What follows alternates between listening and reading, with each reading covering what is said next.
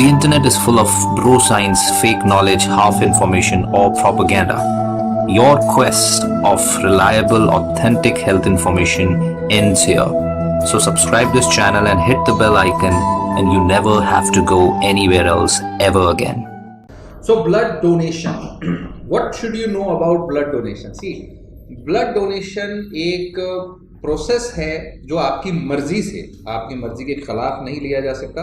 आपकी मर्जी से आप अपना खून दान करते हैं, डोनेट करते हैं टू सेव लाइफ। आप एक पूरी जान बचाते हैं जब भी आप कोई ब्लड डोनेट करते हैं। और ब्लड डोनेशन में ना सिर्फ ब्लड डोनेशन में ब्लड डोनेट होता है, ब्लड के कई तरीके के होल टाइप्स होते हैं, right. There are several types of blood donation which can help different people in different types of medical needs.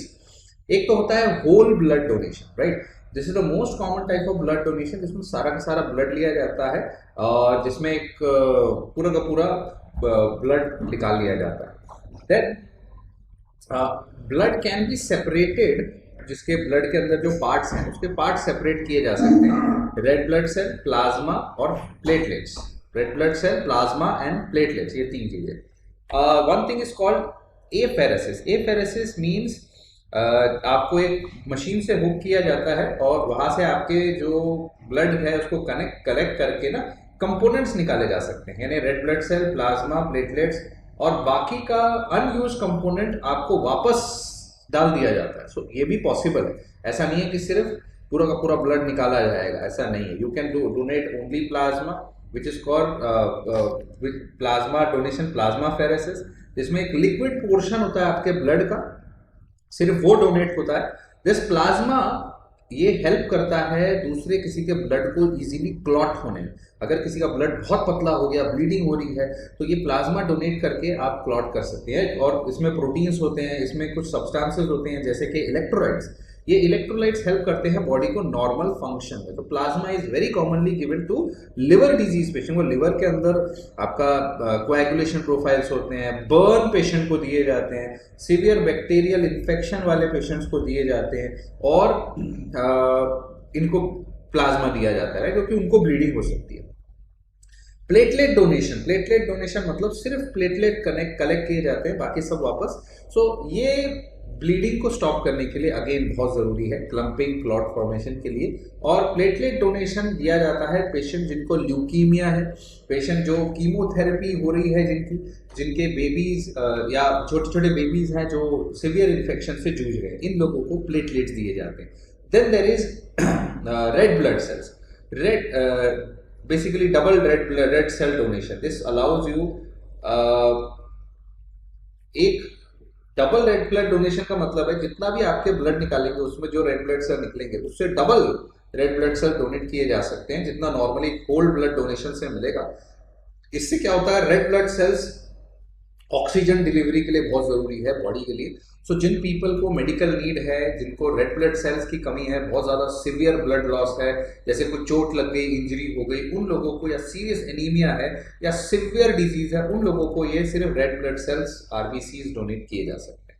क्यों करते हैं, राइट। अगर ऑब्वियसली मिलियंस ऑफ पीपल को ब्लड डोनेशन की जरूरत पड़ती है, ब्लड ट्रांसफ्यूजन की जरूरत पड़ती है और आप करोगे तो लोगों की जान बचेगी, है कि नहीं, इसलिए किया जाता है। रिस्क क्या है, आपको रिस्क क्या है? ब्लड डोनेशन इज सेफ, कोई रिस्क नहीं है।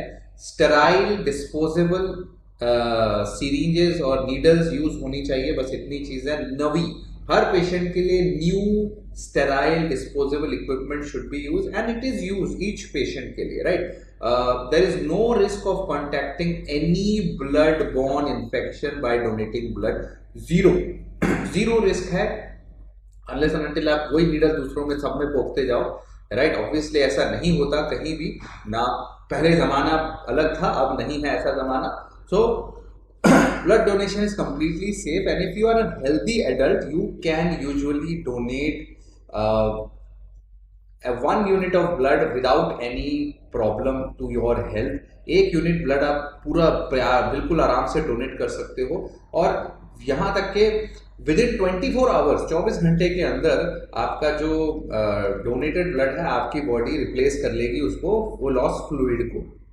the fluid which is lost will be replaced in 24 hours and after several weeks जो रेड ब्लड सेल लॉस हुए हैं वो भी कुछ वीक के अंदर अंदर रिप्लेस हो जाएंगे.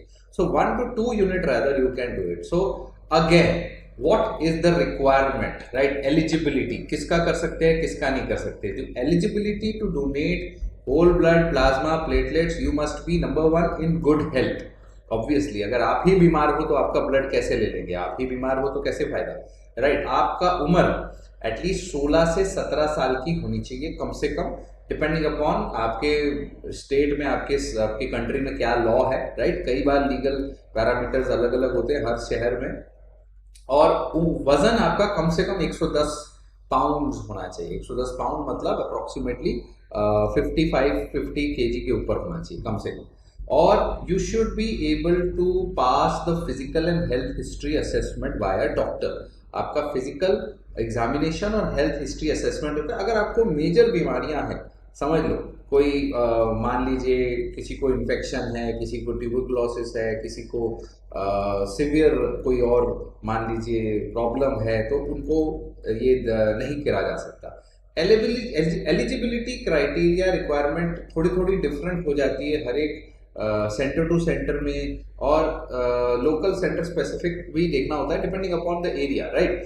फिर इट्स वेरी इंपॉर्टेंट कि आप कुछ खाएं बिफोर फूड एंड मेडिसिन. आपको याद रखनी है. Number 1, before blood donation you need to have plenty of sleep. अच्छे से नींद लेनी है. और जब भी आप एक रात पहले जब भी आप प्लान कर रहे हो डोनेट करने के लिए, हेल्दी मील खानी है बिफोर यू डोनेट. कोई भी fatty food, hamburger, French fries, ice cream नहीं खानी डोनेशन से पहले.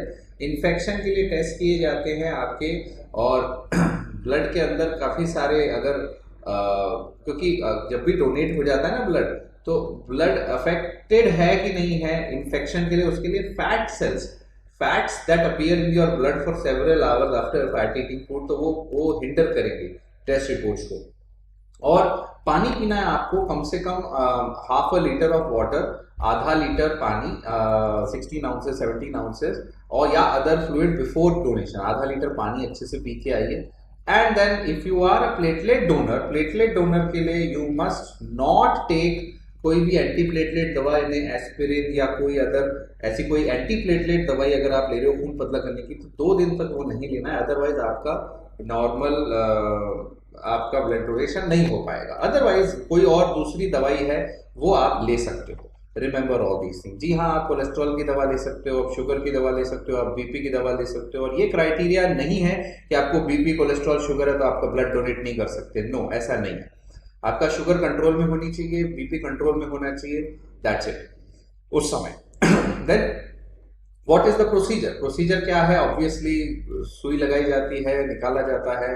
ब्लड निकालने के बाद क्या किया जाएगा? आफ्टर द प्रोसीजर आपको डोनेशन हो गया, उसके बाद आपको रेस्ट करना होगा और एक स्लाइट स्नैक लेना होगा. 15 मिनट के बाद आप जा सकोगे. तो थोड़ा बहुत स्नैक मतलब मेक श्योर कुछ आपको वहीं दिया जाएगा जहाँ से डोनेट करेंगे, और 15 मिनट के बाद आप घर जाओगे. घर जाके याद रखिए कि एक्स्ट्रा फ्लूइड लेना है, एक्स्ट्रा पानी लेना है आपको अगले 1 या 2 दिन के लिए. कोई भी स्ट्रेनस एक्टिविटी, हैवी लिफ्टिंग अगले 5 घंटे के लिए, अभी ब्लड डोनेट करके अभी जिम जा रहे हैं ऐसा नहीं करना, राइट? 5 घंटे तक रुक जाना है. बॉडी को थोड़ा सा समय दो अडेप्ट करने के लिए. अगर आपको चक्कर आ रहे हैं, लाइट हेडेड लग रहा है, तो लेट जाइए और पैर ऊपर कर लीजिए तब तक जब तक वो चक्कर खत्म नहीं हो जाते. अपना जो बैंडेज है आर्म पे रखना है जब तक वो आराम से सूख ना जाए 5 घंटे के लिए, ठीक है? जो बैंडेज लगती है छोटी वाली. अगर आपको वहां से ब्लीडिंग हो रही है तो बैंडेज हटा के प्रेशर से दबा के रखिए उसको 2-4 मिनट, वो ठीक हो जाएगा. अगर ब्लीडिंग या ब्रूजिंग हो रही है तो कोल्ड पैक भी लगा सकते हो पहले 24 घंटे के लिए वहां पर. ऑब्वियसली सुई लगी है तो चोट लग सकती, ब्लीडिंग हो सकती है. All the chances are there. अगर आपका आर्म दर्द कर रहा है, पेन नहीं जा रहा, तब आप फिर पेन किलर ले सकते हैं. एस्पिरिन, डिस्पिरिन नहीं लेना है. आपने लेना है तो सिर्फ पैरासिटामोल, एसिटामाइनोफेन, वो भी फर्स्ट 24 to 48 आवर्स के बीच में अगर जरूरत पड़े तो, ठीक है?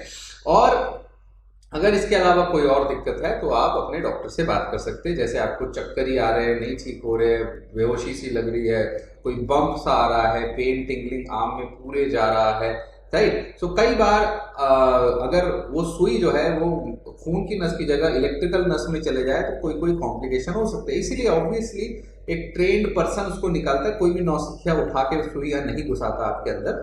सो again you have to understand, जब भी सुई डालते हैं माइनर कॉम्प्लिकेशन के रिस्क होते हैं, बट 99% ऐसा कुछ नहीं होता। देन अगेन जब जो ब्लड आप दे देते हो उसकी टेस्टिंग होती है, राइट। जो ब्लड आप दे रहे हो उसका क्या होता है, पहला तो टेस्टिंग होती है ब्लड टाइप डिटरमाइन करने के लिए कि आपका टाइप ए है, बी है, ए बी है या ओ है। ब्लड टाइप और RH फैक्टर कौन सा है, RH negative, RH positive. RH factor मतलब एक स्पेसिफिक एंटीजन होता है जो ब्लड के अंदर मिलता है, और ये एंटीजन केपेबल होता है जो उसको आप ब्लड दोगे उसके अंदर ऑटो इम्यून रिएक्शन पैदा करने के लिए, इम्यून रिस्पॉन्स पैदा करने के लिए। सो इसीलिए इसको टेस्ट करना जरूरी है RH फैक्टर को। आपको RH पॉजिटिव या RH नेगेटिव दिया जाएगा, मतलब आपको वो एंटीजन है या एंटीजन नहीं है।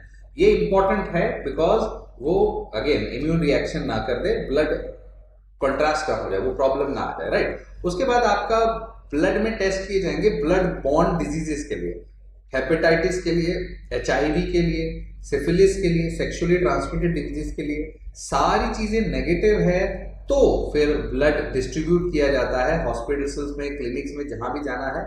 और अगर कोई भी चीज पॉजिटिव आती है तो आपको राइट आपको जिन्होंने ब्लड डोनेट किया है उनको नोटिफाई किया जाता है कि भाई साहब आपने ब्लड डोनेट किया, आपका हेपेटाइटिस पॉजिटिव आ गया, डॉक्टर को दिखाओ और आपका जो ब्लड है उसको डिस्कार्ड कर दिया जाए, वो फिर किसी को नहीं दिया जाता। सो ये बेसिक प्रोसीजर है आपके ब्लड टेस्टिंग, ब्लड डोनेशन का, और इस तरह से होता है सेफ प्रोटोकॉल। तो अगर आपको कोई मेजर बीमारियां आप डोनेट नहीं कर पाओगे, अगर आपको माइनर इश्यूज हैं जैसे मैंने कहा, उसके अगर कंट्रोल्ड है वो इशू, तो yes, even if it is a chronic disease, arthritis, diabetes, hypertension, yes you can donate if these are under control. Very very important point, ठीक है। तो this is all about blood donation. I hope you got the gist of the thing, आपको समझ आया हो। Very very important thing, right. Thank you so much for watching. कोई सवाल हो तो जरूर लिखिए।